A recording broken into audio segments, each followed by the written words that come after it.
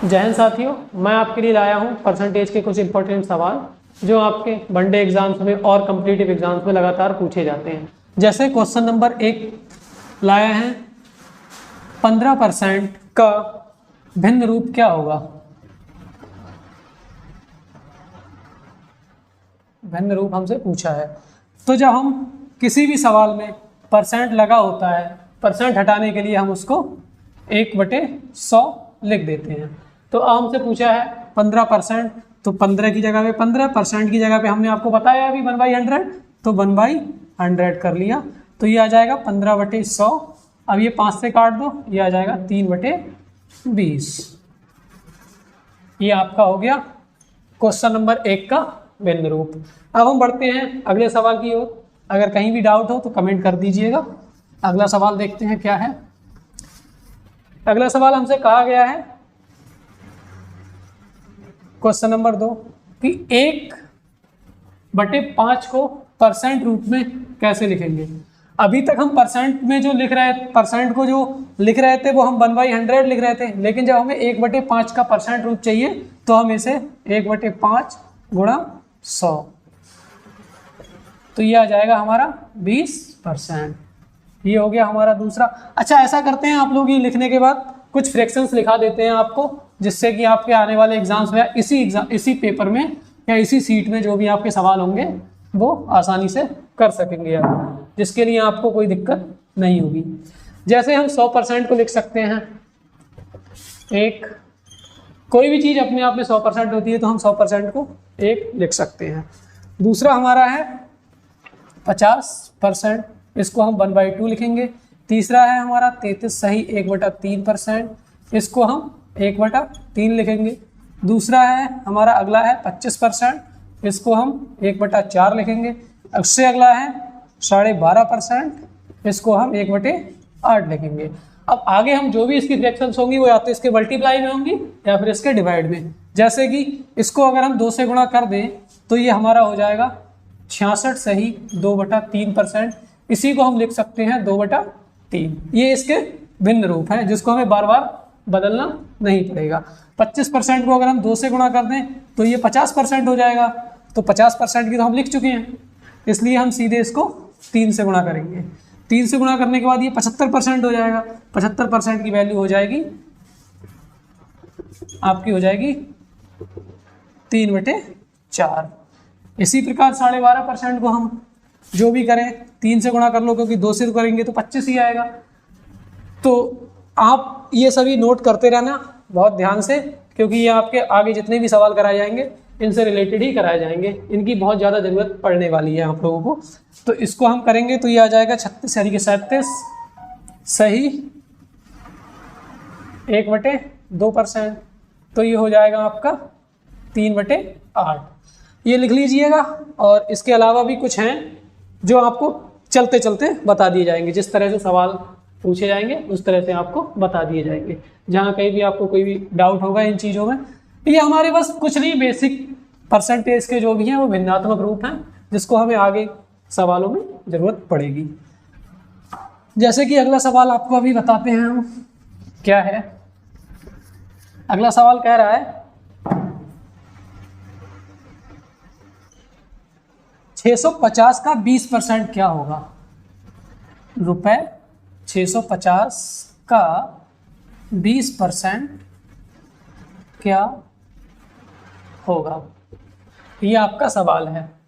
तो इस सवाल को हमने अभी 20% को नहीं पढ़ा था, अभी हमने इसमें 20% नहीं लिखा, लेकिन इससे पहले जो हमने सवाल किया था उसमें 20% की हमें वैल्यू निकाली थी, जो कि हमें पता थी कितनी थी, 1/5।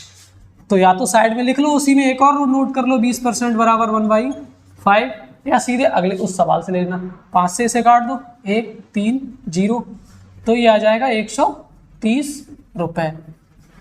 यानी कि हमारा जो 650 था उसका 20% आया 130 रुपये। अगला क्वेश्चन है आपका क्वेश्चन नंबर 4। क्वेश्चन नंबर 4 क्या कह रहा है कि 5:4 के अनुपात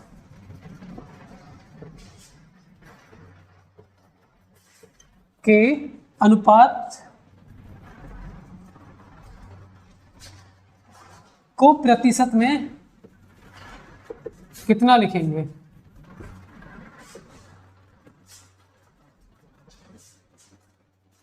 अब देखिए, आपने अनुपात समानुपात जहाँ तक थोड़ा बहुत पढ़ा होगा, तो इसमें क्या होता है, जो हमारी पहली वैल्यू होती है वो हमारी अंश होती है और हमारी जो दूसरी वैल्यू होती है वो हर होती है। यानी कि अगर हम अनुपात समानुपात को कहें या अनुपात को कहें तो वो एक भिन्नात्मक रूप होता है, बाकी और कुछ नहीं। अब उसने पूछा है 5:4 के अनुपात को कितने प्रतिशत लिखेंगे, यानी कि उसने कहा है 4 के। हम रिलेट इससे करेंगे कि किससे पूछा है, किससे पूछा है? 4 से, यानी कि 4 के जो है वो 5 कितने प्रतिशत है। तो बस प्रतिशत पूछा है उसने, यहाँ पे परसेंट की जगह पे हम क्या लिखेंगे? 100 से गुणा कर देंगे तो आ जाएगा अपना 25 चौक 100 और 5 गुणा 25 इक्वल टू 125। ये आपका आंसर रहा। मतलब हमारा जो 5 था वो 4 के 125% था। बस उसने ये पूछा था। अगला क्वेश्चन देखते हैं। अगला क्वेश्चन क्या कह रहा है? यदि a का 80%, अभी मैंने आपको बताया था जिसके पूछे होगा उसके गुणा में होगा वो, तो अभी हमने लिखा, क्या लिखा है? a का 80% बराबर है b के 50% के, तो b बराबर a का x%, ये उसने पूछा है। मतलब हमसे x की वैल्यू पूछी है, x% की वैल्यू पूछी है। अब हम क्या करेंगे, जैसे अभी हमने रेशो में किया था बस वही करना है, इसको रेशो में चेंज कर लो, परसेंट से परसेंट काट लो, 0 से 0 काट लो, आपका ये a की वैल्यू हो जाएगी और ये वैल्यू आपकी b की हो जाएगी। मतलब a बराबर हो जाएगा आपका 5 और b बराबर हो जाएगा 8। अगर आप चाहें तो इसे लंबा करके 5 की इधर गुणा करके और 8 का इधर करके ऐसे भी कर सकते हैं, लेकिन हमें शॉर्ट में सामने वाली वैल्यू जो होती है वो दूसरे व्यंजक की होती है। अब हमारे पास अनुपात आ गया 5:8। अब उसने हमें b और a की वैल्यू में पूछा है, तो हम लिख देंगे b बराबर a इंटू x%। b की वैल्यू हमें दे रखी है 8, 5 की वैल्यू हमने निकाल ली, a की वैल्यू निकाल ली 5 इंटू x%। अब ये निकालना है हमें, x% बराबर कितने का हो जाएगा? ये 5 इधर चला जाएगा, 8/5%, यहाँ से हटेगा, यहाँ पे मल्टीप्लाई हो जाएगा, तो x बराबर 8/5 इंटू 100, इससे इसे काट लो 20, यानी कि 160 आंसर आ जाएगा। x की वैल्यू हमारी 160 आ गई। कुछ नहीं करना था इसमें, बस हमें जो भी हमारा था उसको रेशो में चेंज करके और बस एक परसेंटेज निकालनी थी जिसके सापेक्ष में पूछी गई है। अगला सवाल देखते हैं हम। इसमें कोई भी डाउट हो तो बता दीजिएगा कमेंट करके, फिर से कोशिश करेंगे आपको समझाने की। अगला सवाल आपकी स्क्रीन पर शो हो रहा होगा।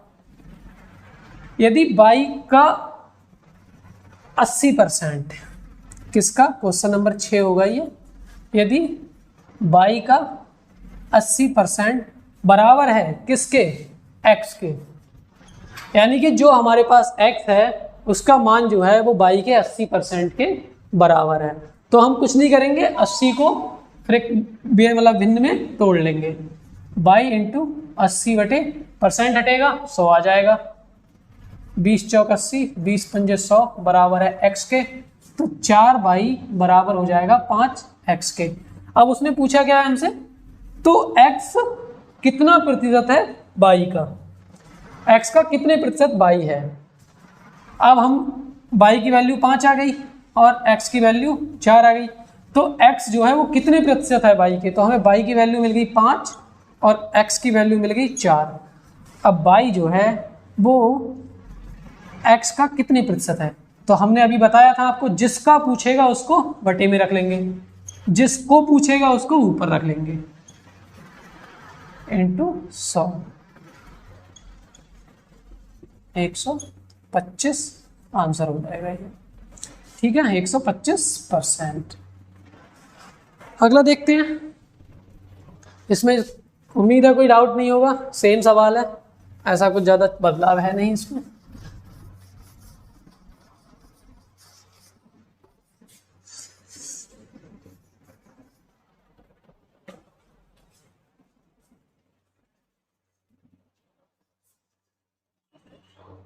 अब देखिए सवाल क्या कह रहा है।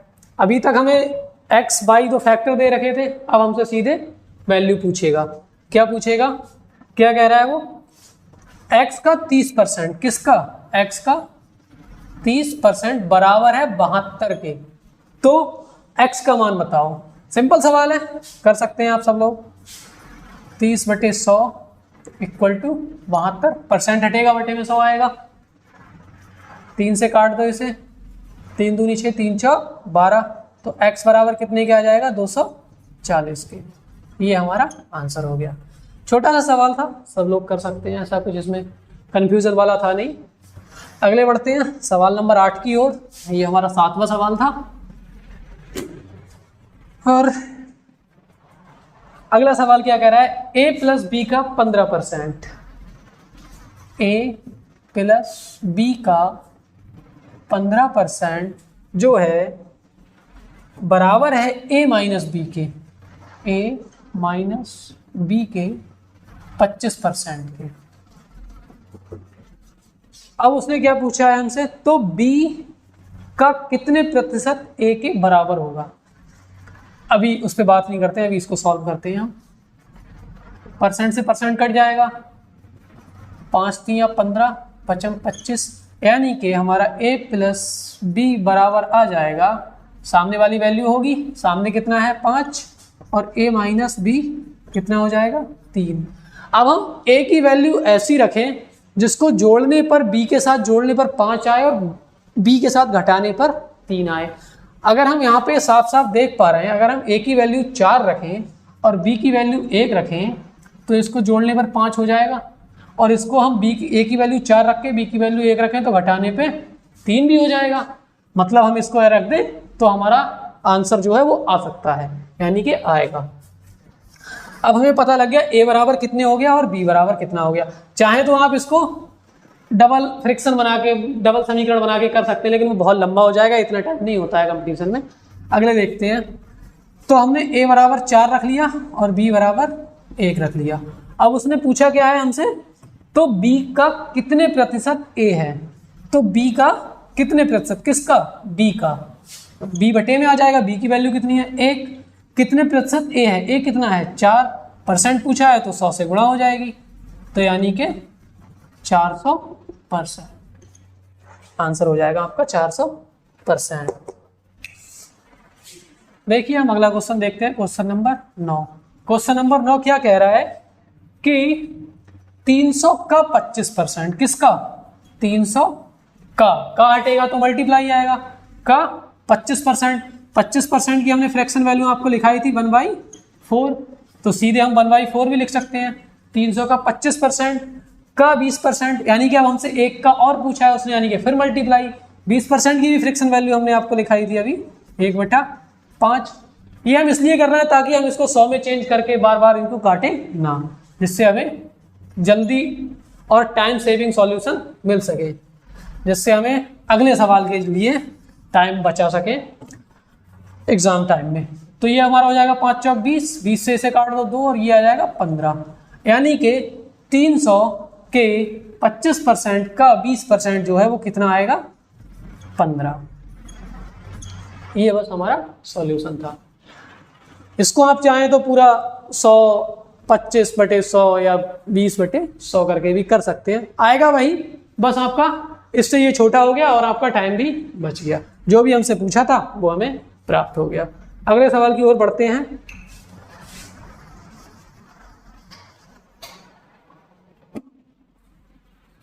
क्वेश्चन नंबर 10 की ओर। क्वेश्चन नंबर 10 क्या कह रहा है, अब ये हमारे आ गए दोनों के कंपैरिजन में। अब वो क्या कह रहा है, यदि x की आय y से 20% अधिक है। अब हम इसमें क्या करेंगे, एक जगह x लिखेंगे, एक जगह y लिखेंगे। अब वो कह रहा है x की आय y से, किससे, y से, तो हम y से मतलब y की अगर हम 100 माने तो y से 20% अधिक 120 हो जाएगी। इसको लिखने की जरूरत नहीं थी क्योंकि हमने आपको 20% की वैल्यू लिखाई थी 1/5, यानी कि अगर y की वैल्यू 5 है जो हमें दिया होता है उसको 100 मानते हैं, तो 100 के बराबर यानी कि y की वैल्यू अगर हम 5 माने तो ये 1 ज़्यादा है, x की वैल्यू 1 ज़्यादा है, x की वैल्यू 1 ज़्यादा है, मतलब ये कितनी हो जाएगी 6, इसको काट लो वही आएगा 20 पंजे 20 छंगा। तो अब वो क्या पूछ रहा है, या तो आप ऐसे कर लें या फिर काट के कर लें, वो आपका मन है, आप जिसमें जल्दी कंफर्टेबल हो पाते हैं।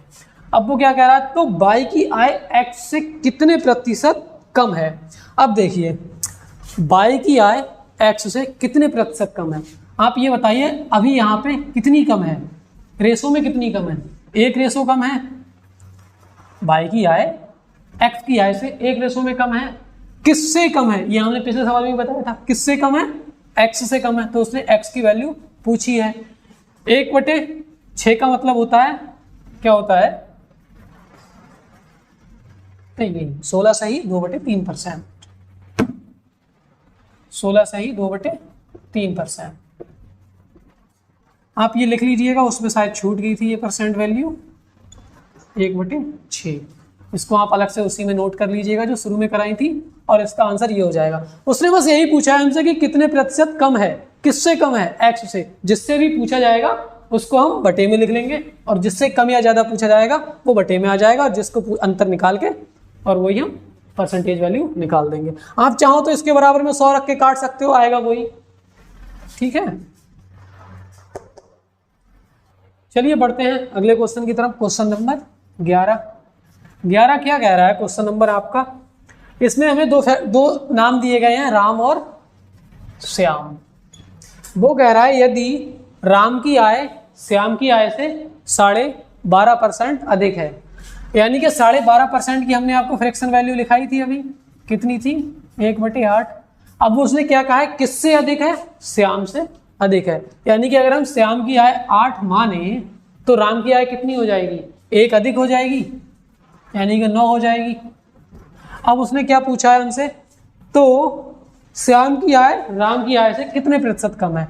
अब आप ये साफ देख पा रहे हैं कितने कम है, 1 कम है, 1 अनुपात में कम है, यानी कि 1 रेशियो कम है। किससे कम है, राम से कम है, तो ये 9 बटे में आ जाएगा, इंटू 100 कर लो, ये आ जाएगा आपका 11 सही 1/9%। ये 2 फ्रैक्शन भी छूट गई थी, लिखना चाहें तो लिख सकते हैं, 1/9 बराबर 11 सही 1/9%, और 1/11 बराबर 9 सही 1/11%। ये दोनों आप लिखना चाहें तो लिख सकते हैं उसी में नोट करके। बढ़ते हैं अगले सवाल की तरफ। अगला सवाल क्या कह रहा है, क्वेश्चन नंबर 12 कह रहा है यदि किसी संख्या के 80% में 80 जोड़ा जाए, यानी कि अगर हम संख्या को x मानते हैं उसके 80% में कितना जोड़ा जा रहा है, 80, तो जो संख्या प्राप्त होती है वो वही है जो हमने संख्या मानी है, यानी कि संख्या हमारी x है। तो इसको x मान के कर लेते हैं हम, x इंटू 80% को आप लिखेंगे तो आ जाएगा 80/100, 20 से काटेंगे 4/5 प्लस 80 इक्वल टू x। कर लो इसे सॉल्व, यानी कि 4x/5 प्लस 80 बराबर x, तो इसकी इससे गुणा हो जाएगी, ये हो जाएगा 4x प्लस 400 बराबर 5x, ठीक है। इसको इधर ले जाएंगे, माइनस का हो जाएगा, तो हमारा 5x माइनस 4x बराबर 400 हो जाएगा, तो x बराबर हमारा 400 आ जाएगा। मतलब हमारी जो x थी, यानी कि जो हमारी संख्या थी वो क्या थी, 400। एक तो इसको करने का ये तरीका है, एक थोड़ा लॉजिकल तरीका है जो आप इतना यहाँ पे देख सकते हैं कि ये x जो है वो 80% के, x के 80% में हम 80 जोड़ रहे हैं, मतलब ये जो संख्या है उसको 20% ही तो कम है ये, और 20% में ही तो हम 80 जोड़ रहे हैं, यानी कि हमारे 20% की वैल्यू क्या है, 80 है। हम एक तरीके से ये भी समझ सकते हैं कि अगर हम इस संख्या में 20% जोड़ रहे हैं जो कि 80 के बराबर है, तो हमें प्राप्त संख्या वही प्राप्त हो रही है, तो हम क्यों ना इसी का 100% निकाल दें। तो ये हो जाएगा 100% बराबर 80/20 इंटू 100, 20 पंजे 100, यानी कि हमारा जो संख्या थी जिसको हमने 100 माना था वो हमारी कितनी हो जाएगी 400। एक तो ये तरीका है, इतने छोटे से भी हो सकता है, और आप ये चाहें तो ये भी कर सकते हैं, जौन सा आपको उचित लगे। दोनों उचित लगे तो दोनों कर लीजिए, एक सही लगे तो एक कर लीजिए। ठीक है, बढ़ते हैं अगले सवाल की ओर।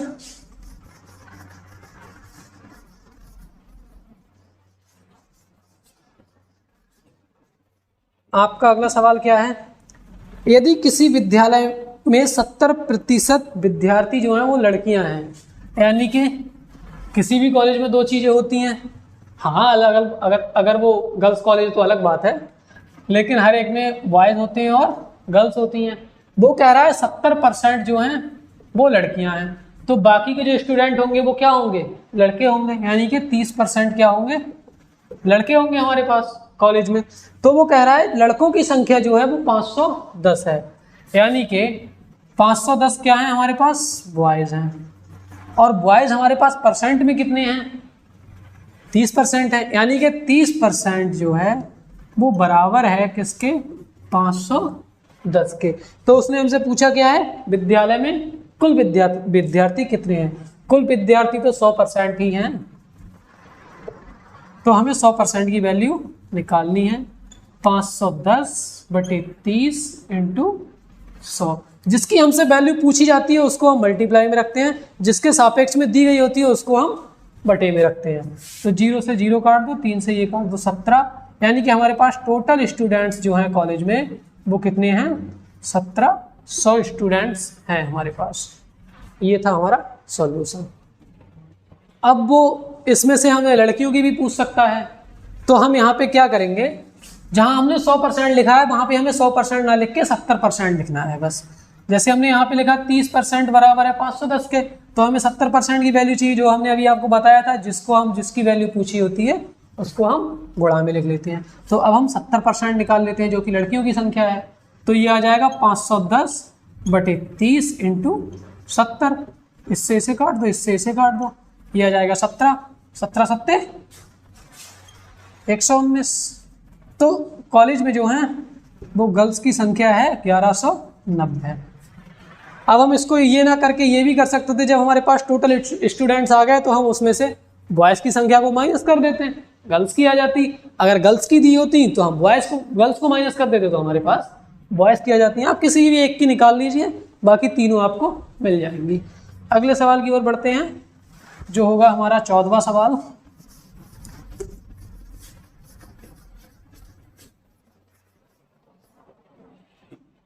चौदहवें सवाल में सेम सवाल है लगभग। वो क्या कह रहा है? यदि किसी विद्यालय में 60% छात्र लड़के हैं, बॉयज और गर्ल्स, फिर से वही रेशो आ गया हमारा, 60% लड़के हैं, मतलब लड़कियां कितनी होंगी? 40%। 40% हमारे पास लड़कियां हैं। अब उसने दी किसकी संख्या है? यदि लड़कियों की संख्या 972 हो, मतलब अब हमें लड़कियों की संख्या दी है, मतलब 40% बराबर है 972 के। और उसने हमसे पूछा क्या है? कुल विद्यार्थी पूछे हैं? नहीं, उसने हमसे पूछा है कितने लड़के हैं। लड़के कितने हैं? 60% हैं। तो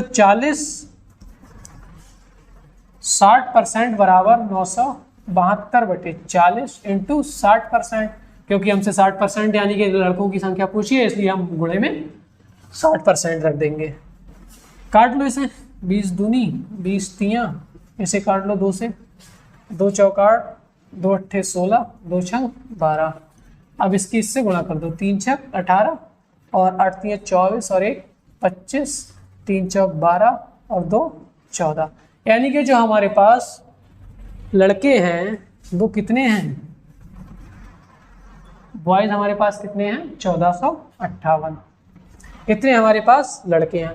लड़कियों की संख्या उसने दे रखी है हमारे पास 972 है। अगर टोटल पूछे तो 458 + 972 आपका टोटल स्टूडेंट्स आ जाएगा, या आप यहाँ से सीधे 100% की वैल्यू निकाल दें, जोड़ना नहीं पड़ेगा। अगला सवाल देखते हैं।